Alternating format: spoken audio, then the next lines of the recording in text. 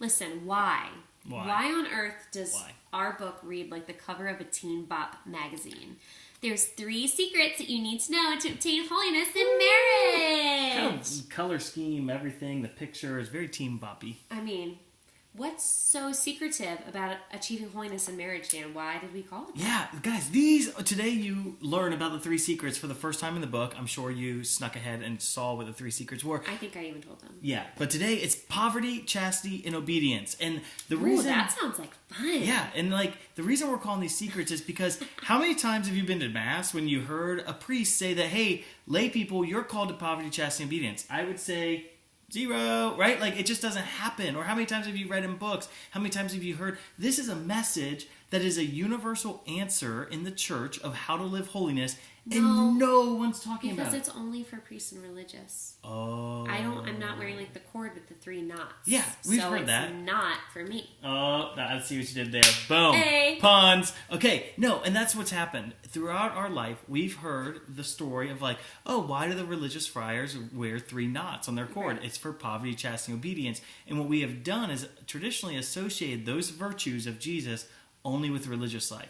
Well, if you read Lumen Gentium and the Vatican Councils, the documents, it's very clear. If you ask, like, Lumen Gentium, the document, if you were like, hey, Lumen Gentium, what is holiness? How do I live this universal call to holiness? The answer is poverty, chastity, and obedience. And here's why. It's so beautiful. It's so rational. The Catechism breaks it up. Why? Because holiness is about imitating Jesus. Mm-hmm. Imitating Jesus is about living perfect love. And as the Catechism says, the way we live perfect love is through living poverty, chastity, and obedience. And when we live these virtues of Jesus, we imitate him and we live perfect love. And when we live perfect love, we ultimately discover holiness. And so God wants you to embrace these virtues, not just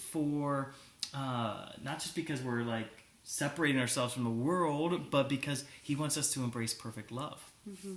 Perfect love is a person. And his name is Jesus, right?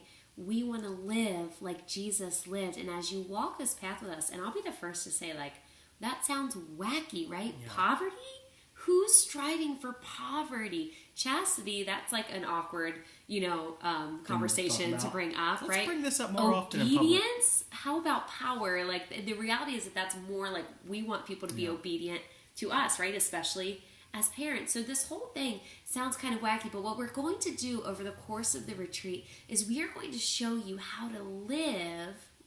That sounds like Austin do. Like, we're going to show you. The best. We're going to study alongside of you what it means to live like Jesus lived. We're going to see Christ the poor, Christ the chaste, and Christ the obedient. And what we're going to do is we're going to follow him so that his dust settles upon us. Yeah, and I don't know. This book may not ever catch wildfire because it's so controversial and different. And the idea that we're trying to promote in the church that all the lay faithful are called to poverty, chastity, and obedience according to their state of life is it's just not something that's common, and it's not something people get offended. And we'll talk about our book, and sometimes people get offended when I mention hey, you're called to live poverty, and if you don't have a true understanding of what gospel poverty is, it may cause an offense. And but at the same time, this book could really radically change people's lives. And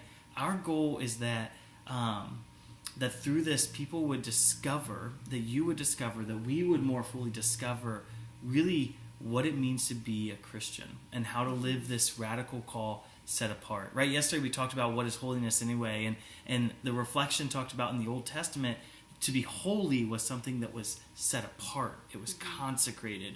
And if your marriage is meant to be set apart, well, what sets you apart? Yeah.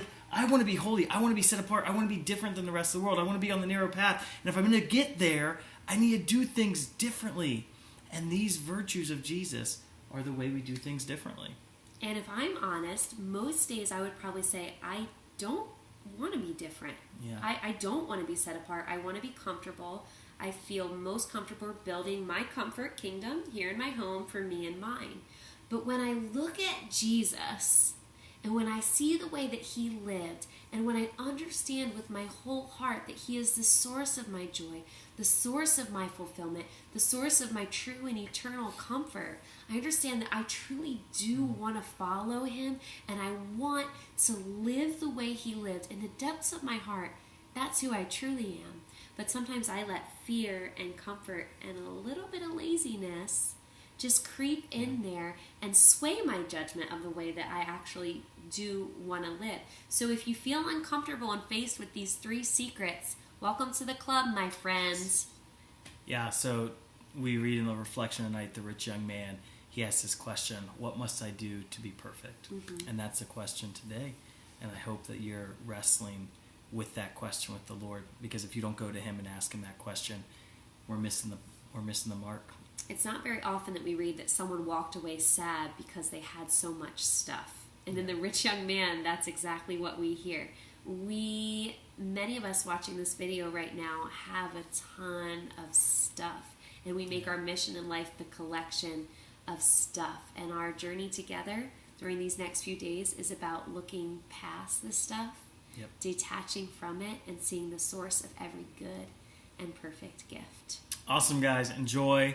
Dive deep into prayer. Dive deep into discussion. All right? See you tomorrow. Boom.